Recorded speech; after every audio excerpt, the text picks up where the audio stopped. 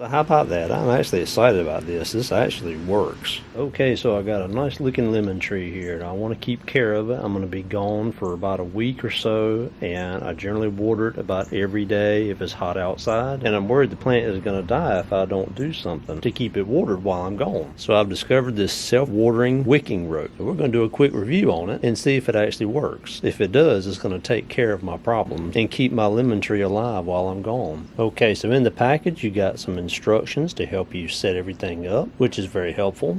I have the 1/5 of an inch in diameter rope, which I think is going to be very suitable for what I need it for. Okay, I have a milk jug set up right down there full of water, and I'm going to cut about a 3-foot section of this wicking rope. I think that's all I'm going to need. Cuts very easy. And now what you want to do is completely saturate this in water before you set it up. So I'm basically just going to let it sit in the water completely submerged for a bit, and after about 60 seconds it's completely saturated. I can feel the water coming right up to my fingertips. Now what I'm going to do is I'm just going to take it out, and I'm going to wrap it around the base of the lemon tree. I'm just going to kind of make a little circle around the root ball.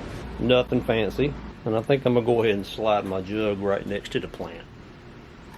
I did that to avoid any dip in the wicking rope between the jug and the plant. So what I want to find out is how much water is going to be wicked out of that jug within a certain time frame. So what we're going to do is we're going to let this sit for some time, and I'm going to come back. We're going to see how much is gone. So right now the water line on this jug is right there. It is pretty much full, and the top of my soil is pretty dry. So we're going to see how effective this is. Okay, so after 4 hours it's gone down to here. It's definitely gone down a bit. We're going to let it sit for a while longer. And if I had to estimate, that's probably about 7 to 8 ounces. Probably about a cup in 4 hours time. The wicking rope is definitely moist, and the soil is noticeably wetter. Okay, we're going to let it sit for a little while longer. I may even decide to let it sit into tomorrow. Okay, now we're at hour 18. The water level is right there, so I let it sit overnight. The wick is definitely still wet, and the soil is definitely damp. Okay, so now it's been just about 24 hours, and our mark is right there. So you can see how much that we have used in 4 hours, in 18 hours, and then finally a whole day. 4 hours, 18 hours, and finally a full day, 24 hours.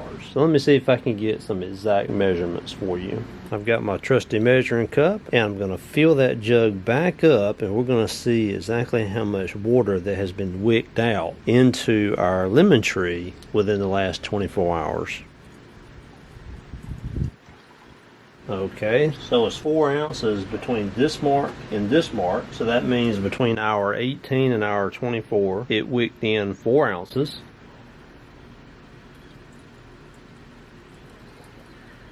Okay, between this mark and this mark is a full 8 ounces. So that means between hour 4 and hour 18, it wicked in 8 ounces. And that's what happened overnight.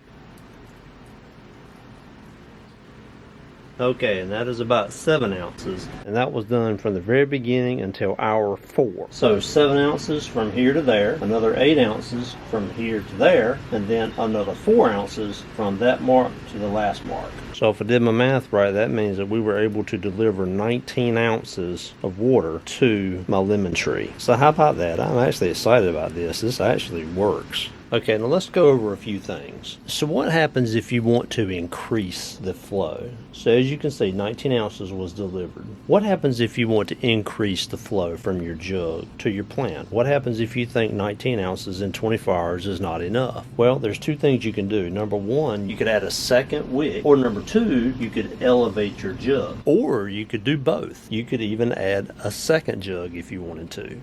Okay, so what happens if you wanted to decrease the amount of water delivered? What if you're filling your plant and you think, that's just too much water? Well, there's two things you can do. You can either raise your plant up on a platform so the jug is lower than your plant, or you can actually tie a knot in that rope. You could actually tie 2 knots.